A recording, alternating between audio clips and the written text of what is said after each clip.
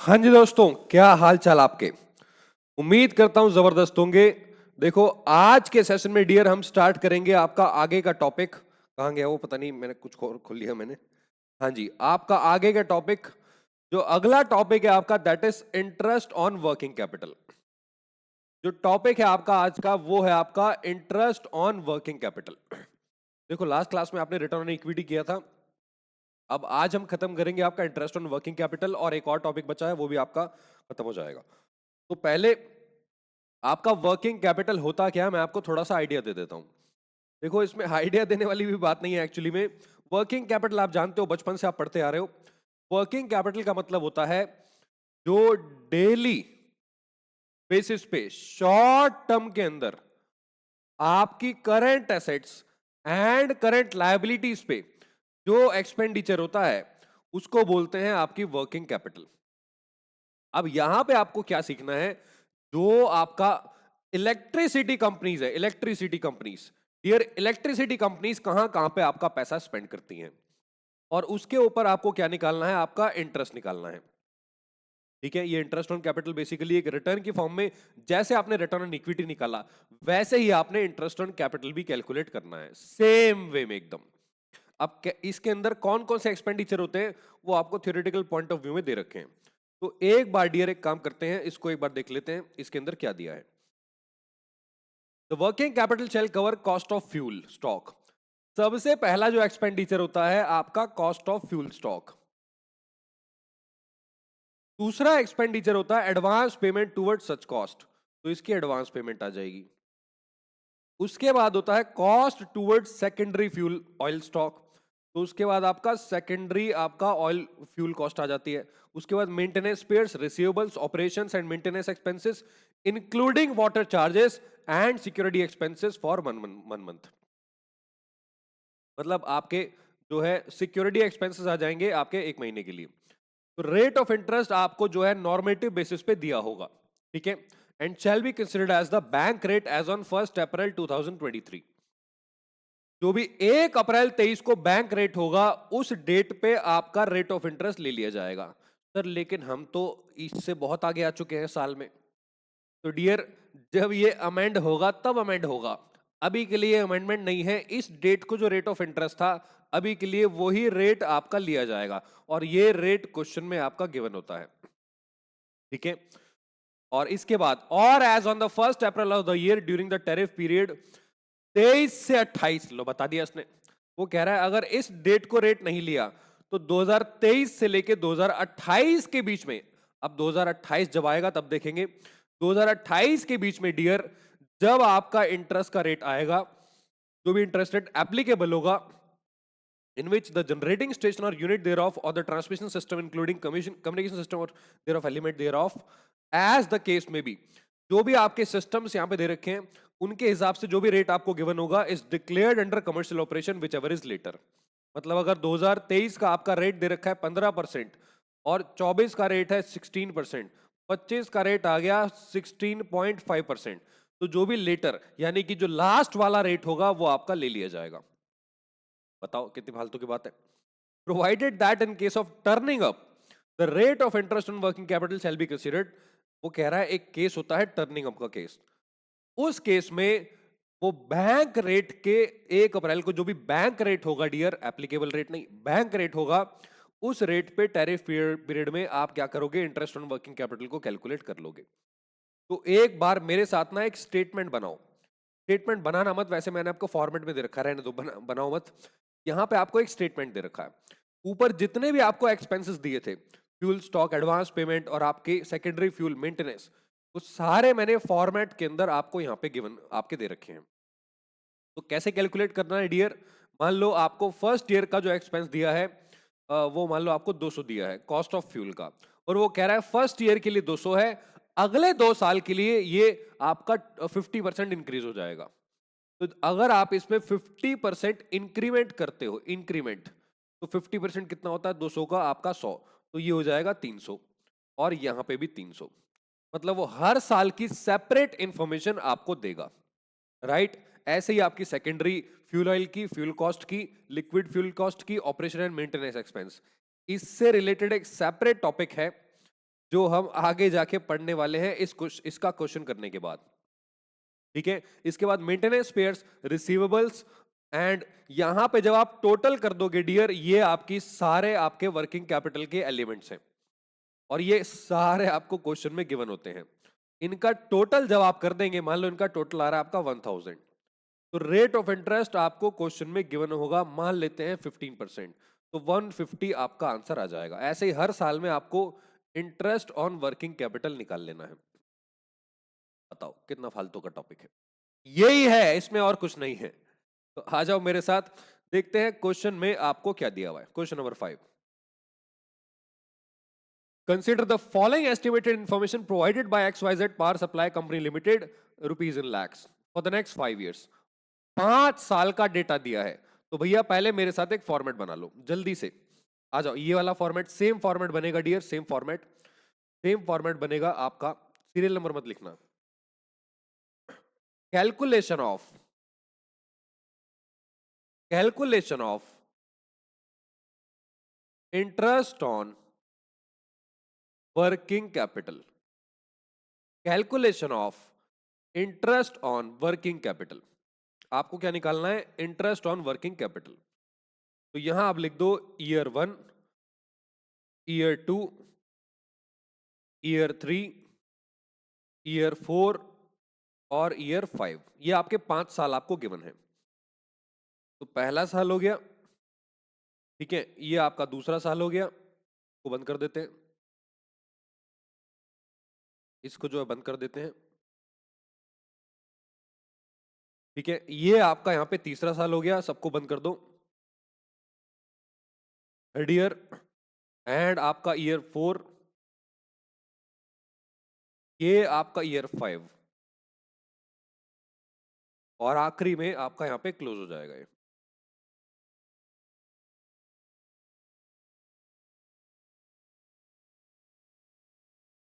लो जी, done, format आपका ready. यहां पे आ जाएगा आपका particulars, done, format ready. I hope आपने साथ साथ जो है फॉर्मेट यहां पे बना लिया है डियर। ठीक है, तो आ जाओ क्वेश्चन के अंदर, देखते हैं आपको क्या दिया है। क्वेश्चन के अंदर आपको दिया हुआ है cost of coal 2000 per year. ये आपको कॉस्ट ऑफ कोल दिया हुआ 2000 पर ईयर डियर। तो 2000 पर ईयर का मतलब है यहां पे आपका हर साल की कॉस्ट फ्यूल की जो है 2000 पर ईयर है। यहां पे लिख दो कॉस्ट ऑफ फ्यूल, 2000, 2000, 2000, 2000 एंड 2000। फिर ये तो बहुत मुश्किल है, बहुत प्रेशर पड़ रहा है इसको करने में, मुझे पता है। हाँ लल्लू लाल, अगर ये मुश्किल है तो बस क्या ही बोलूं आपको। ये आ गया आपका पहली कॉस्ट, कॉस्ट ऑफ फ्यूल। अब दूसरी कॉस्ट जो आती है वो है आपकी cost of secondary fuel oil. पहला फ्यूल, फिर दूसरा फ्यूल, सेकेंडरी। ये देखो इसमें दिया हुआ है 200 per year for first 2 years। पहले 2 साल 200 रुपए 200 लाख पर ईयर रहेगा, and 300 per year for 3 to 5 years। तो पहले 2 साल में आपका 200 और अगले 3 साल में आपका जो है ये 300 हो जाएगा। इसमें लिखो cost of secondary fuel oil 200 पहले 2 साल के लिए, और आखिरी के 3 साल के लिए, 3 से 5 साल के लिए 300। ये रुपीज इन लाख से ध्यान रखना, कहीं तुम इसको 200 300 मान लो, ये 200 लाख है, यानी कि 2 करोड़ हो जाएगा। ठीक, दूसरा एक्सपेंस हो गया। तीसरा देखते हैं, तीसरे में लिखा है आपका O&M, operation and management expenses 250 per year for first 2 years। पहले 2 साल 250 और फिर आपका 350। तो 250 और 350 operations and management expenses. Third में यहां पे लिखो ऑपरेशंस एंड मैनेजमेंट एक्सपेंसेस 250, 250 2 साल के लिए, एंड 350, 350, 350 अगले 3 साल के लिए। सर ये तो 5वीं क्लास का बच्चा भी कर ले, हाँ पॉसिबिलिटी है। उसके बाद आपको दिया हुआ है आपका मेंटेनेंस स्पेयर्स 100 पर ईयर, और रिसीवेबल दिए हुए 1800। मेंटेनेंस स्पेयर्स 100 और रिसीवेबल्स 1800। तो यहां लिखो maintenance spheres, maintenance spheres 100 per year, और रिसीवेबल्स आपको दिया है 5वें नंबर पे, 5th नंबर पे रिसीवेबल्स 1800, 1800, 1800, 1800, 1800। यहां पे आप क्या करेंगे, टोटल निकाल लेंगे आपकी टोटल वर्किंग कैपिटल।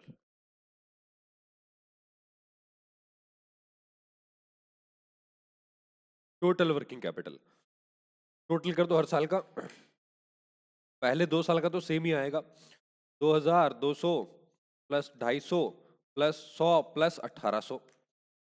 ये आ गया 4350, 4350, क्योंकि दोनों में सेम है। अब इसका एक बार निकाल लो, बाकी सब में सेम रहेगा। 2000 प्लस 300 प्लस 350 प्लस 100 प्लस 1800।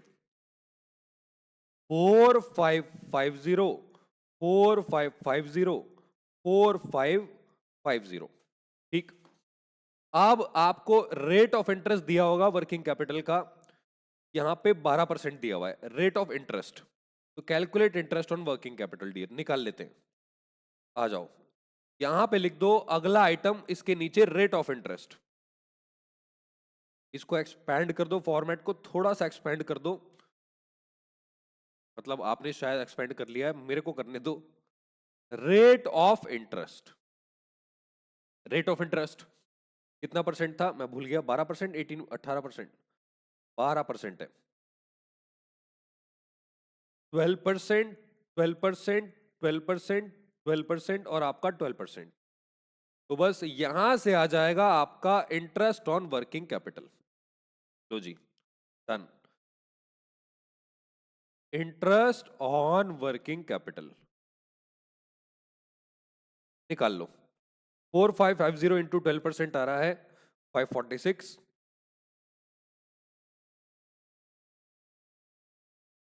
और 4350 का 12% आ रहा है 522।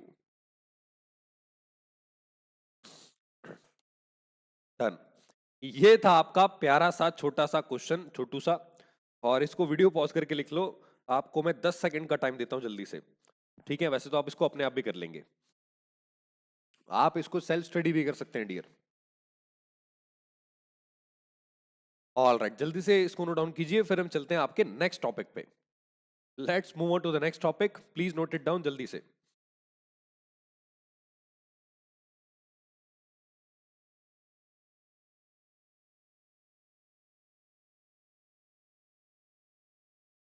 हाँ जी, डन। क्या आपने इसको कर लिया है?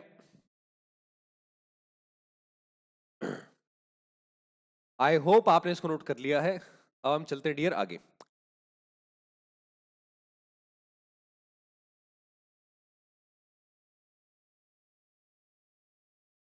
ऑल राइट, अब आ जाओ आपके नेक्स्ट टॉपिक पे। अब आ जाते हैं आपके नेक्स्ट टॉपिक पे डियर, नेक्स्ट टॉपिक पे आ जाओ।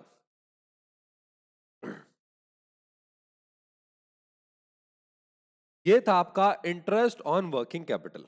अब है आपका अगला टॉपिक। मैंने आपको बताया था इंटरेस्ट ऑन वर्किंग कैपिटल के अंदर एक स्पेसिफिक एक्सपेंडिचर होता है डियर, जो कि एक मेन एक्सपेंडिचर होता है, जिसको बोलते हैं ऑपरेशंस एंड मैनेजमेंट एक्सपेंडिचर। ये ही अगला टॉपिक है।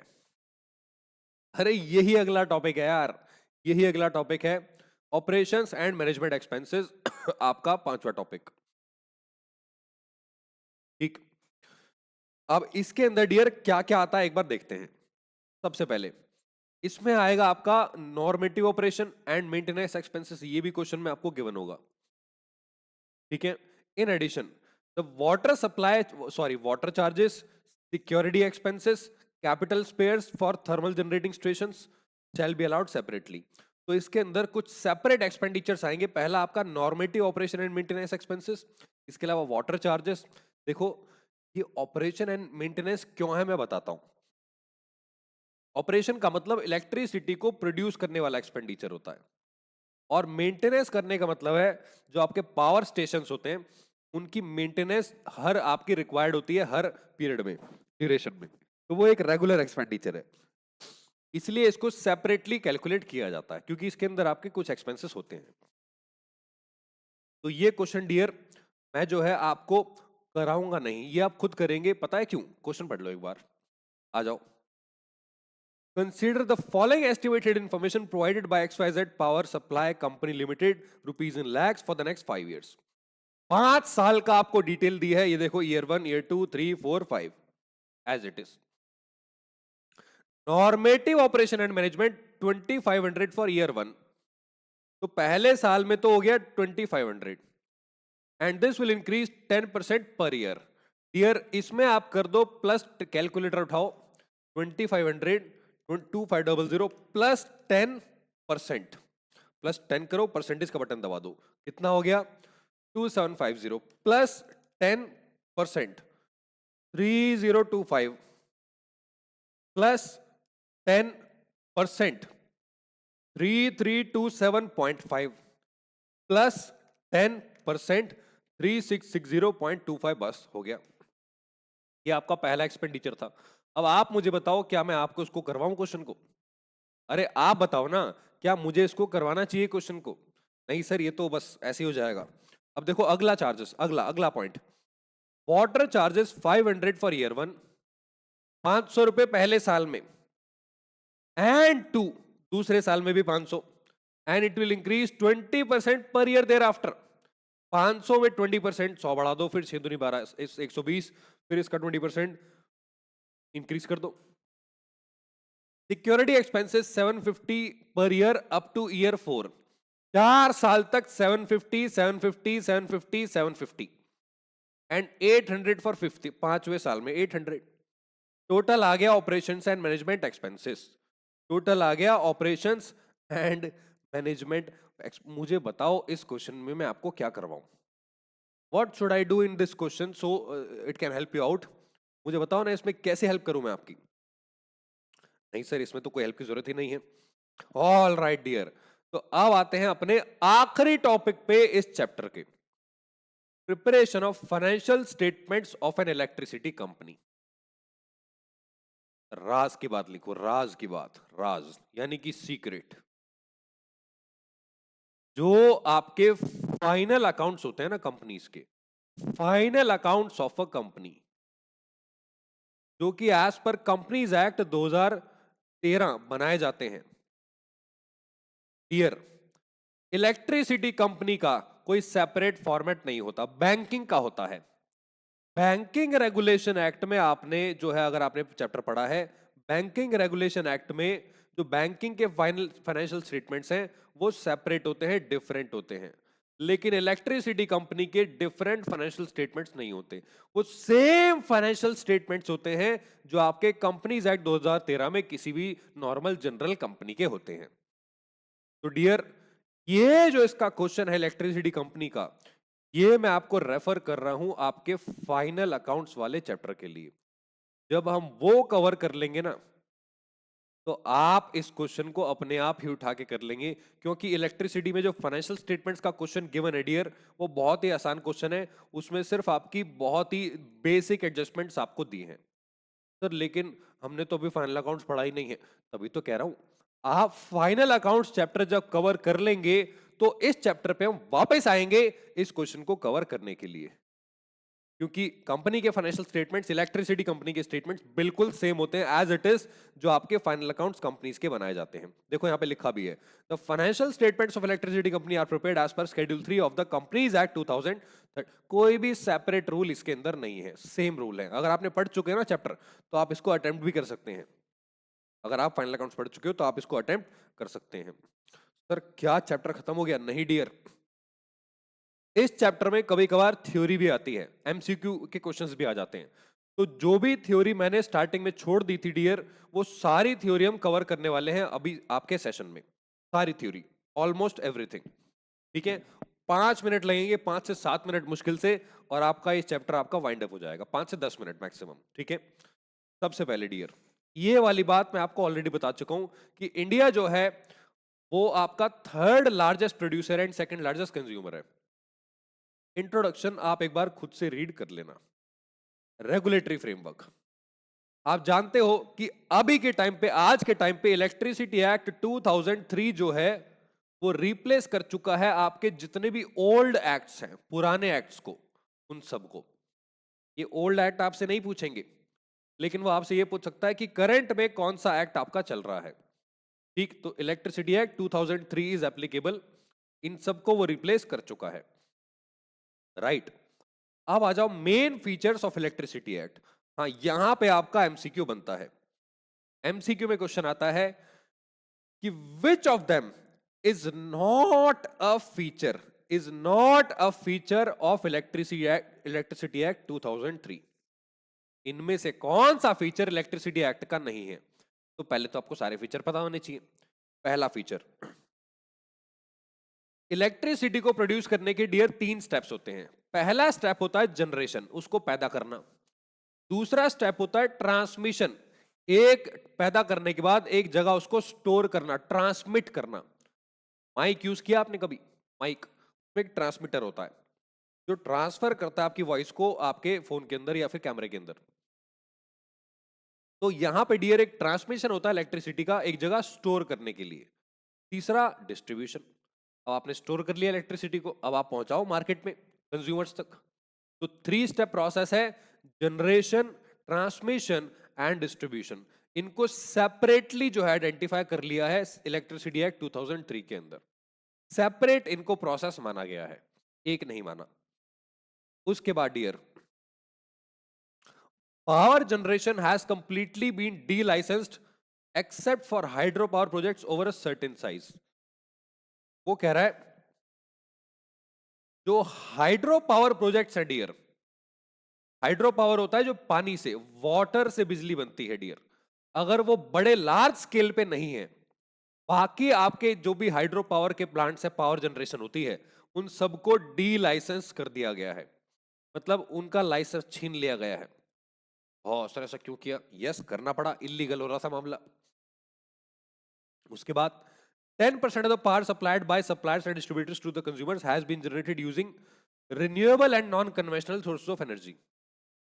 देखो, कम से कम 10% पावर का जो रीजनरेशन है डियर, वो कंपलसरी कर दिया गया है रिन्यूएबल सोर्सेस के अंदर। रिन्यूएबल का मतलब जो दोबारा पैदा हो सकती हैं, दोबारा रीजनरेट होने का मतलब है आपका सोलर हो गया, सोलर पावर, ठीक है।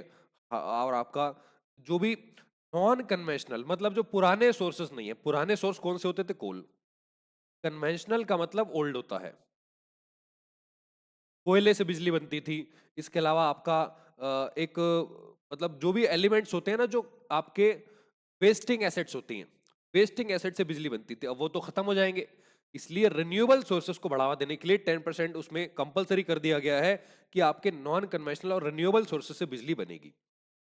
इसके अलावा जो इलेक्ट्रिसिटी कमीशन है डियर, मैंने आपको बताया था electricity commission, state electricity commission जो है उसको मैंडेटरी कर दिया गया हर स्टेट के अंदर।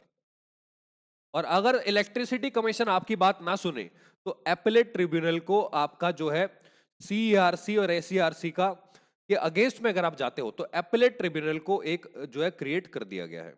ये आपने लॉ के अंदर पढ़ा होगा कि अगर कंपनीज में कोई प्रॉब्लम आती है और आप किसी कोर्ट में जाते हो और कोर्ट में आपकी सुनवाई नहीं होती, तो आप एपेलेट ट्रिब्यूनल में जा सकते हो डियर, अगर आपने लॉ का सब्जेक्ट पढ़ा है तो। तो अगर सीईआरसी और एसईआरसी आपकी बात नहीं सुनते तो एपेलेट ट्रिब्यूनल में उनके अगेंस्ट में आप क्या है जो है जो फाइल केस कर सकते हो, ठीक है। अब डियर ये बड़ी अजीब सी टर्म है, ये आपको याद रखनी है, एमसीक्यू में इसका क्वेश्चन आता है।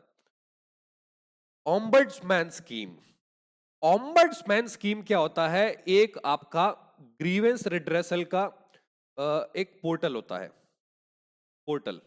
ऑम्बड्समैन स्कीम, ऑम्बड्समैन बेसिकली एक पोर्टल है जहां पे आप अपनी कंप्लेंट फाइल कर सकते हो। ग्रीवेंस रिड्रेसल का मतलब होता है हिंदी में क्या कहते हैं यार इसको?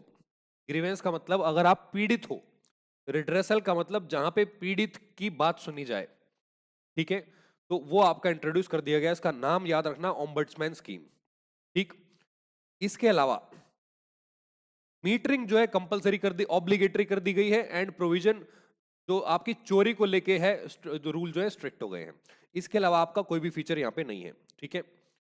अब आपको दिया हुआ है role of central electricity authority, जो सीईए है उसकी आपकी अथॉरिटी, उसका रोल क्या है आपके इलेक्ट्रिसिटी एक्ट के अंदर। डियर, इस रोल के अंदर आपको क्या करना है, सिर्फ ये वाले आखिरी के 3 पॉइंट्स याद रखने हैं, ये ही आपके एमसीक्यू में आते हैं, ठीक है। और यहां पे डियर मेरे साथ ना एक छोटा सा फ्लो चार्ट बनाओ, फ्लो चार्ट देखो, फ्लो चार्ट सीईए, छोटा सा फ्लो चार्ट है सीईए। इसमें डियर 14 मेंबर होंगे, 14 मेंबर, और इंक्लूडिंग चेयरमैन, इंक्लूडिंग चेयरमैन, ठीक। अब इसमें से क्या होगा, जो आपका चेयरमैन होगा, चेयरमैन तो आपने हटा दिया, इसमें से जो मैक्सिमम 8 मेंबर हैं, 8 मेंबर्स, वो आपके फुल टाइम होंगे, ठीक है, फुल टाइम। और इन्हीं 8 में से जो एक होगा वो आपका चेयरमैन होगा। मैंने क्या बोला, जो सीईए है, इस पे एमसीक्यू में क्वेश्चन आता है, जो सीईए है आपके 14 मेंबर होंगे, जिसमें से 8 फुल टाइम हो सकते हैं मैक्सिमम, और इसी में से एक चेयरमैन होगा। बस इसी पे बेस्ड आपके एमसीक्यू में क्वेश्चन बनता है कि मैक्सिमम मेंबर सीईए में कितने होंगे, 14, 8 मैक्सिमम फुल टाइम होंगे और एक उसमें से चेयरमैन होगा, राइट। इसको एक बार प्लीज नोट डाउन कर लो जल्दी से, फिर मैं आपको लेके चलता हूं आगे।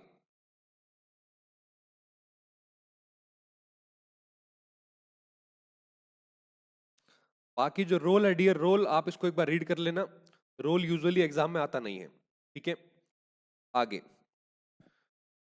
यहां पे ये तो था आपका सेंट्रल इलेक्ट्रिसिटी अथॉरिटी। अब आते हैं सेंट्रल इलेक्ट्रिसिटी रेगुलेटरी कमीशन पे, जो पूरे इंडिया में डियर, पूरे इंडिया में रेगुलेशन लगाती है आपके इलेक्ट्रिसिटी एक्ट के ऊपर, इलेक्ट्रिसिटी के कंपनीज के ऊपर। यहां पे डियर आपको दिया हुआ है आपका सबसे पहला, इसमें एक चेयरपर्सन होगा और 3 मेंबर होंगे, ठीक है। एक चेयरपर्सन हो गया, एक चेयरपर्सन, और आपके 3 मेंबर्स होंगे, ठीक। और जो इसमें से चेयरपर्सन होगा डियर, वो आपके पुराने ऑफिस का कोई मेंबर होगा, यानी कि इन्हीं मेंबर्स में से बाद में कोई चेयरपर्सन बन जाएगा, राइट। इसके रोल्स आप आगे यहां पे पढ़ सकते हैं। अब आता है आपका स्टेट इलेक्ट्रिसिटी कमीशन, इसका भी रोल एक बार पढ़ लेना, आपको समझ में आ जाएगा, बेसिक से बिल्कुल। अकाउंटिंग पे, अकाउंटिंग में डियर सिक्योरिटी डिपॉजिट हम कर चुके हैं ऑलरेडी, लीगल प्रोविजन आप एक बार इसको रीड कर लेना, ठीक है। ये भी आपका सेम है जो मैंने आपको पढ़ा दिया है, ये हम कर चुके हैं, टॉपिक कवर्ड है आपका, ये हो गया आपका डन, ठीक है। एंड ये भी मैं आपको करा चुका हूं। Service line cum development charges received from customers, ये आपके एमसीक्यू में एग्जाम में आ सकता है, और उसमें से भी डियर जो आपका थर्ड पॉइंट है ये सबसे ज्यादा इंपॉर्टेंट है। पहले तो आपको समझना है कि ये accounting cum service line cum development charges क्या होते हैं, SLD charges. Dear, SLD charges एक फिक्स्ड चार्जेस होते हैं आपके, अगर आप कोई भी इलेक्ट्रिसिटी का कनेक्शन लेते हो और आप लाइन जो है वो एनहांस कराते हो, इंक्रीज करवाते हो। मान लो आपकी कोई सोसाइटी है और आपको अलग से इलेक्ट्रिसिटी की लाइन बिछवानी है, और यहाँ पे आपको इलेक्ट्रिसिटी पहुंचानी है किसी गांव में, किसी कॉलेज में, स्कूल में, जो भी आपको लगवाना है, तो उसके एक फिक्स्ड चार्जेस आपको पे करने पड़ते हैं, जिसको बोलते हैं आपका एसएलडी चार्जेस, ठीक है। तो एसएलडी चार्जेस के डियर आपके यहाँ पे टोटल 4 मेथड आपको दे रखे हैं इसके ट्रीटमेंट के लिए। इन चारों मेथड में से आप कोई भी प्रैक्टिस फॉलो कर सकते हैं डिपेंडिंग ऑन द केस क्या रिक्वायर्ड है।